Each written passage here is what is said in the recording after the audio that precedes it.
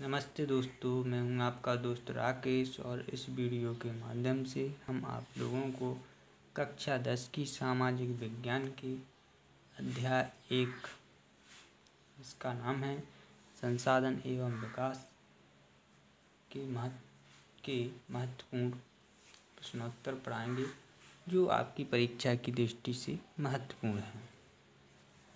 जैसे कि प्रश्न है, संसाधन किसे कहते हैं? संसाधन किसे कहते हैं? तो वे वस्तुएं जो हमारे वातावरण में उपलब्ध होती हैं और हमारी आवश्यकताओं की पूर्ति करती हैं और जिसको बनाने के लिए प्रौद्योगिकी उपलब्ध है, संसाधन कहलाते हैं। प्रश्न है, संसाधनों का विकास क्यों आवश्यक है? संसाधनों का विकास क्यों आवश्यक है?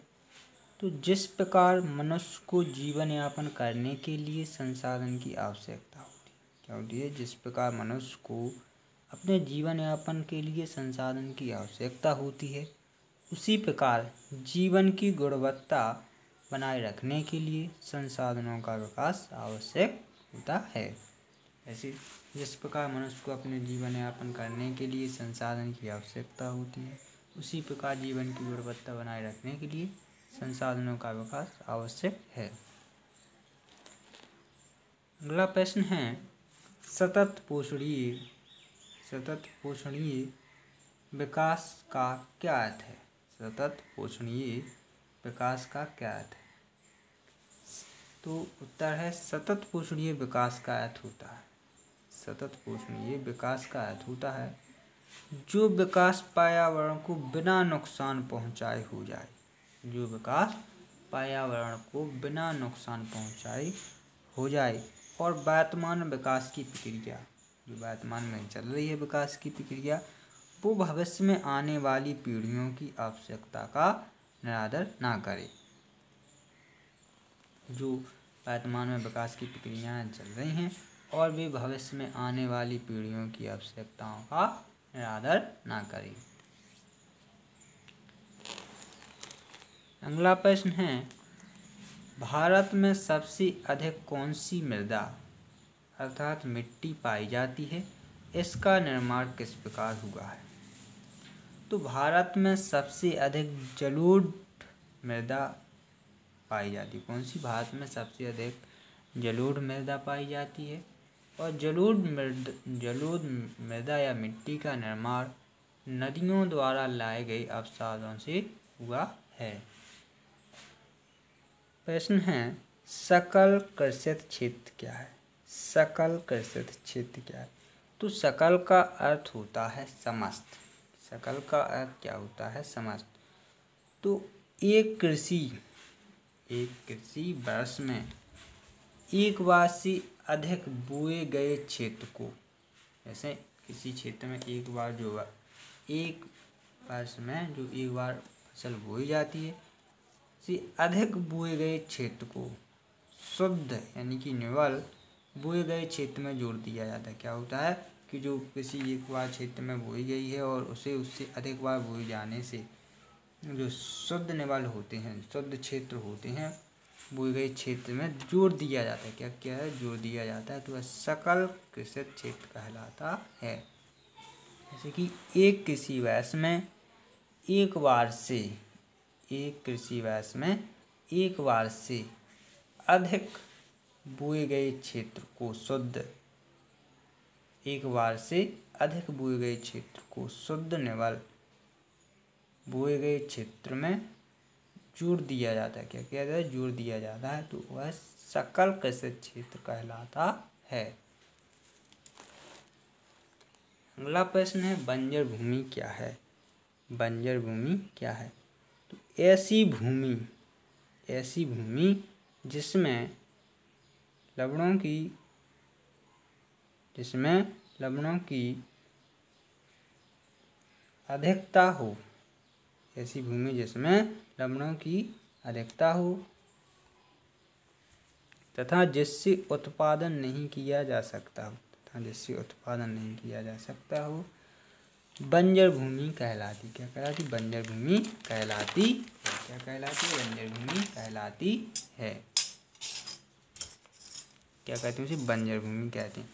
ऐसी भूमि जिसमें लवणों की अधिकता हो तथा जिससे उत्पादन नहीं किया जा सकता हो, बंजर भूमि कहलाती है। जैसे सूखी भूमि, मरुस्थलीय भूमि।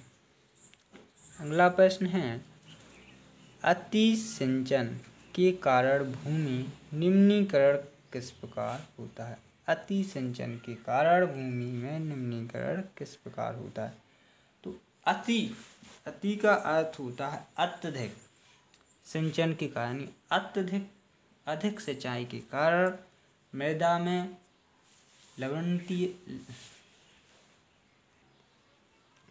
अति सिंचन के कारण मृदा में लवणीयता और क्षारीयता बढ़ जाती है, जिससे भूमि का निम्नीकरण हो जाता है। क्या होता है? मृदा में लवणीयता और क्षारीयता बढ़ जाती है, जिससे भूमि का निम्नीकरण हो जाता है। अगला प्रश्न है, मृदा अपरदन किसे कहते हैं?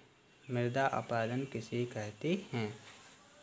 वायु तथा जल से मिट्टी का एक स्थान से दूसरे स्थान पर हटना मृदा अपरदन कहलाता है। वायु तथा जल से मिट्टी का एक स्थान से दूसरे स्थान पर हटना मृदा अपरदन कहलाता है। अगला प्रश्न है, मृदा संसाधन क्या है? मृदा संसाधन क्या है? मृदा अथवा मिट्टी सबसे महत्वपूर्ण नवीकरण योग्य प्राकृतिक संसाधन के साथ मृदा अथवा मिट्टी सबसे महत्वपूर्ण नवीकरण योग्य प्राकृतिक संसाधन है, जो पृथ्वी पर विभिन्न प्रकार के जीवों का पोषण करती है। मृदा के संरक्षण से आप क्या समझते हैं? मृदा के संरक्षण से आप क्या समझते हैं? तो मृदा का अपरदन रोककर उसके मूल गुणों को बनाए रखने को ही, इसे मृदा के अपरदन को रोककर और उसके मूल गुणों को बनाए रखना ही मृदा का संरक्षण कहलाता है। प्रश्न है, 3 राज्यों के नाम बताएं जहां काली मृदा पाई जाती है। इस पर मुख्य रूप से कौन सी फसल उगाई जाती है? तो उत्तर है मध्य प्रदेश, महाराष्ट्र, गुजरात। इन तीनों राज्यों में काली मृदा पाई जाती है और काली मृदा में मुख्य रूप से कपास की फसल उगाई जाती है। तो जो काली मृदा है वो मध्य प्रदेश, महाराष्ट्र और गुजरात में पाई जाती है और इन राज्यों में जो काली मृदा पाई जाती है उसमें मुख्य रूप से कपास की फसल उगाई जाती है। अगला प्रश्न है, पहाड़ी क्षेत्रों में मृदा अपरदन की रोकथाम के लिए क्या कदम उठाने चाहिए? उत्तर है, पहाड़ी क्षेत्रों में मृदा अपरदन की रोकथाम के लिए निम्नलिखित कदम उठाने चाहिए। तो सब पहला है, पहाड़ी क्षेत्रों में सीढ़ीदार खेत बनाकर मृदा अपरदन को रोकने के लिए पहाड़ी क्षेत्रों में सीढ़ीदार खेत बनाना चाहिए। दूसरा है, पहाड़ी क्षेत्रों में पट्टी कृषि के द्वारा मृदा अपरदन को रोका जा सकता है। अर्थात जो पहाड़ी क्षेत्र होते हैं उसमें जो बड़े खेत होते हैं और उनकी जो मेड़ बनाई जाती है, इसमें क्या कहते हैं कि जो घास होती है, घास से उसकी मेड़ को बनाया जाता है, जिससे उसकी मृदा अपरदन को रोका जा सकता है।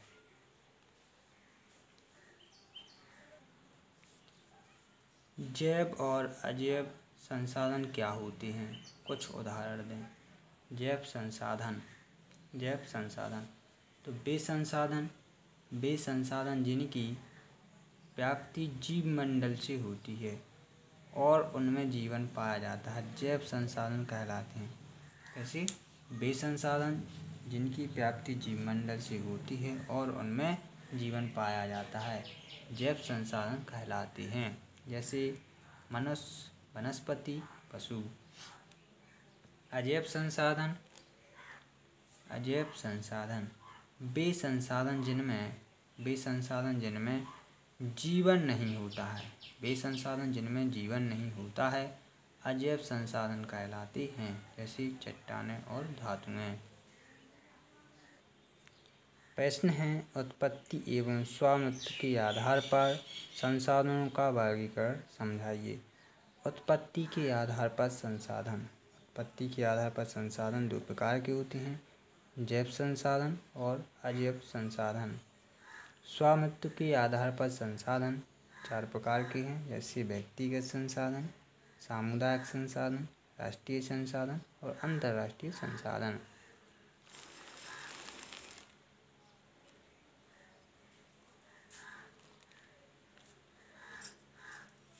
अगला प्रश्न है,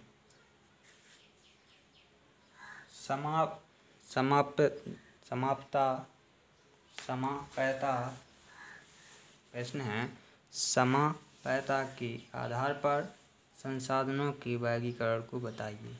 जैसे जो संसाधन समाप्त हो जाते हैं, मतलब समाप्यता के आधार पर संसाधनों के वर्गीकरण को बताइए। अथवा नवीकरण योग्य संसाधन क्या हैं, दो उदाहरण दें। तो सबसे पहले देखते हैं नवीकरण योग्य संसाधन। इन्हें हम कह सकते हैं वे संसाधन जिन्हें उपयोग करने के बाद पुनः प्राप्त किया जा सकता है, उन्हें नवीकरण योग्य संसाधन कहते हैं। जैसे नवीकरण योग्य संसाधन, तो वे संसाधन जिन्हें उपयोग करने के बाद पुनः उत्पन्न किया जा सकता हो, उन्हें नवीकरण युक्त संसाधन कहते हैं। उदाहरण सौर तथा पवन ऊर्जा, सौर ऊर्जा तथा पवन ऊर्जा, जल, वन व वन्यजीव। अनवीकरण योग्य संसाधन वे संसाधन जिन्हें उपयोग करने के बाद पुनः उत्पन्न नहीं किया जा सकता है, अनवीकरण युक्त संसाधन कहलाते हैं। जैसे जीवाश्म ईंधन, खनिज, धातुएं। जैसे कि इसमें से कुछ चक्रीय होते हैं और कुछ अचक्रीय होते हैं। जैसे कि जो चक्रीय होती हैं उन्हें पुनः प्राप्त किया जा सकता है, और जो अचक्रीय होती हैं उन्हें पुनः प्राप्त नहीं किया जा सकता। जैसे जीवाश्म ईंधन और खनिज, तो ये कैसे होते हैं, अचक्रीय होते हैं। इन्हें प्राप्त तो किया जा सकता है, लेकिन इसमें कई हजार वर्ष का समय लग जाता है। और जो धातुएं हैं ये चक्रीय होती हैं, इन्हें क्या करते हैं कि इन्हें पुनः, जैसे कि इनका चक्रीयकरण दोबारा किया जा सकता है। जैसे कि एक वस्तु बनाई गई है धातु से और उसको मिटाकर दूसरी वस्तु बना सकते हैं। जलोढ़ मृदा की विशेषताएं लिखिए। जलोढ़ मृदा की विशेषताएं लिखिए। तो जलोढ़ मृदा की निम्न विशेषताएं हैं। यह मृदा अधिक उपजाऊ होती है। कैसी? यह मृदा अधिक उपजाऊ होती है। यह मृदा देश के उत्तरी मैदानों तथा तटीय प्रदेशों में पाई जाती है। प्रश्न है, संसाधनों के विकास में मनुष्यों की क्या भूमिका है? तो उत्तर है, मानव प्रौद्योगिकी द्वारा प्रकृति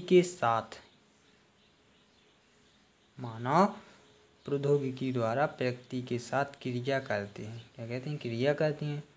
और अपने आर्थिक विकास की गति को तेज करने के लिए संस्थाओं का निर्माण करें। क्या है?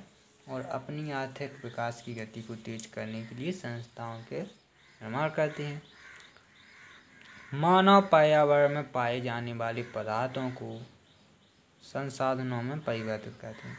जो मानव है वो पर्यावरण में पाए जाने वाले पदार्थों को संसाधनों में क्या कहते हैं? परिवर्तित करते हैं और उनका उपयोग करते हैं। क्या है? उनका उपयोग करते हैं। जैसे नदी प्राकृतिक देन है। जो नदी है वो एक प्राकृतिक देन है, और जब इसका जल सिंचाई या ऊर्जा उत्पादन में प्रयुक्त होता है। ऐसे उदाहरण के तौर पर देखा जाए तो नदी एक प्राकृतिक देन है, और जब इसका जल सिंचाई या ऊर्जा उत्पादन में प्रयुक्त होता है तो यह एक संसाधन बन जाती है। तो क्या है, एक नदी एक संसाधन बन जाती है। इसीलिए हम कह सकते हैं कि संसाधनों के विकास में मनुष्यों की अहम भूमिका होती है या है। अगला प्रश्न है, मृदा संरक्षण के दो उपाय बताइए। मृदा संरक्षण के दो उपाय बताइए या मिट्टी अपरदन को नियंत्रित करने के उपाय बताइए। तो सबसे पहले है वृक्षारोपण। क्या है वृक्षारोपण? वृक्षारोपण से मिट्टी के कटाव को रोका जा सकता है। क्या वृक्षारोपण से मिट्टी के कटाव को रोका जा सकता है?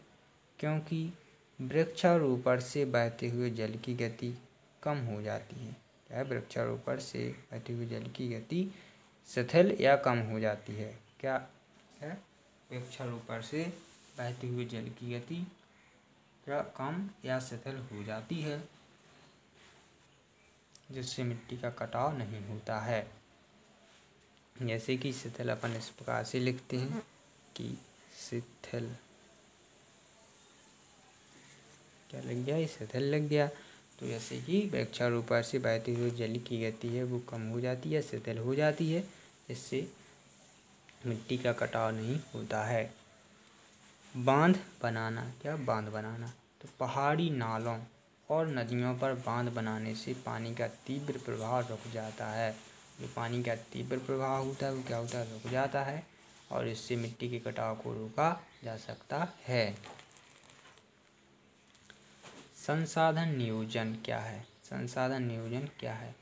तो संसाधनों के विवेकपूर्ण उपयोग के लिए योजना बनाना। जैसे संसाधनों का कोई उपयोग करना है तो वो विवेकपूर्ण ढंग से किया जाए, तो इस योजना को क्या कहते हैं, इस योजना को बनाना। जैसे कि इस योजना को जब बनाते हैं या कोई योजना बनाते हैं इस कार्य के करने के लिए, तो संसाधनों के विवेकपूर्ण उपयोग के लिए, मतलब जो संसाधनों का एक उपयोग करना हो तो इसके लिए कोई योजना बनाते हैं, या कोई विवेकपूर्ण कार्य करना हो तो उसके लिए जो योजना बनाई जाती है तो इसे क्या कहते हैं, संसाधन नियोजन कहलाता है।